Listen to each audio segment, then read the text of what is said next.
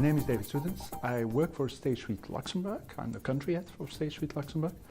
And basically we safeguard assets, fund assets.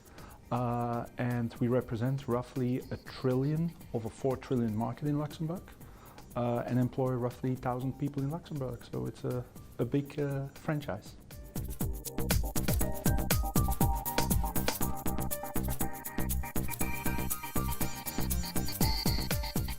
So the companies we're talking about here are asset managers, and they use funds basically to attract global investors into their funds.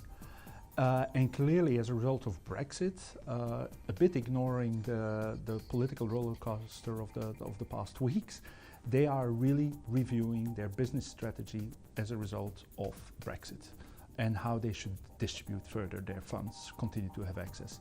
And through our survey, 75% confirmed they're reviewing their distribution strategies. The more other element is, and the question is always there, and are they moving staff, yeah or nay? Interesting in the survey, clearly a much lower percentage, but 28%, and these figures are very recent, is actually moving staff or in the process of moving staff as a whole. So that says something. It's very sector specific, it's asset management specific, and I would take it with a pinch of salt because often these starts are very early starts, are people that need to require the license, need to seek up the office, need to set up the oversight and so on.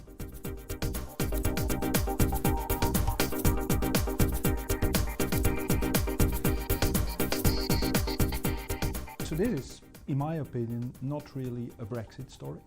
It's much more related to the pressure that's on the asset management sector itself, which is a fee pressure and a regulatory pressure, and including an operational pressure to see, can I deliver the products in a different way, in a cheaper way?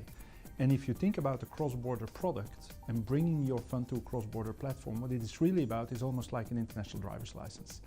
Once you get on that platform, you're allowed to drive your vehicle in many countries. Once you're on that fund platform, you can distribute your fund in 70 jurisdictions for Luxembourg. So that's the attraction, rather than setting up everywhere local funds, local regulatory challenges, local branding, etc. You do it once in a jurisdiction and you attract basically the critical flow into that one fund.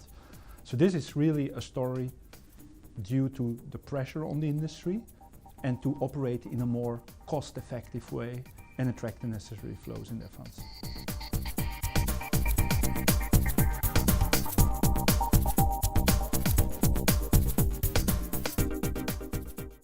So we as State Street are relatively agnostic to it in the sense we have the servicing capabilities for cross-border into Cayman, Luxembourg and Ireland, but that are really the leading domiciles, I would say, and you see them pedaling away faster than other domiciles because of their cross-border reach, especially Luxembourg and Ireland.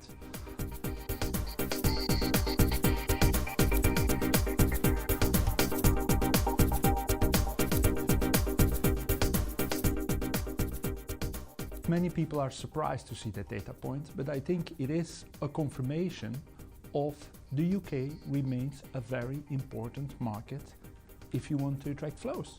And those investors, UK investors, you want to continue to attract them to your funds. And so it may be that after Brexit, not only is there a story of UK asset managers gaining access to European and Asian investors and Latin American investors, but there's also a question for European asset managers continue to have access to UK investors.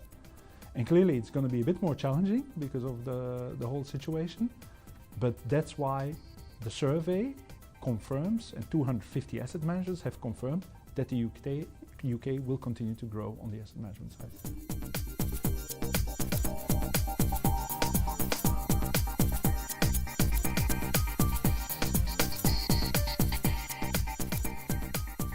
MiFID II is definitely a very transformative regulation with broad impact across the many industries that we talk about in financial services. But what I see and what we got confirmed in the survey for, it's more on the transparency and the suitability perspective of the product. So clearly MiFID II is adding pressure to the distributors of funds that distribute those funds to the end investors.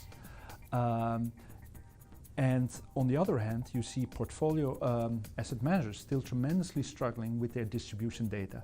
So if you compare that to other industries like retail, it would be not accepted that a retail sector doesn't understand its distribution data or doesn't have quick access to it.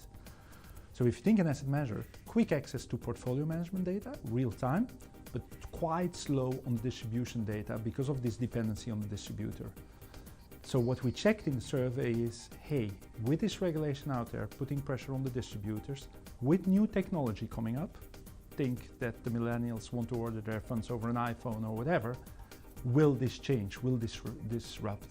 And in the survey, people indeed saw the possibility of disruption in the coming 5 years into that space. So what MiFID II could do, besides all the reporting and so on, is really start to change the life cycle of how a fund is being sold from production and so on. It also will help the industry, I think, to become less of a push industry, what it has historically been, which is a big theme with the FCA, and much more of a pull industry, and listen really to the end investor what their real needs are, depending where they are in their life.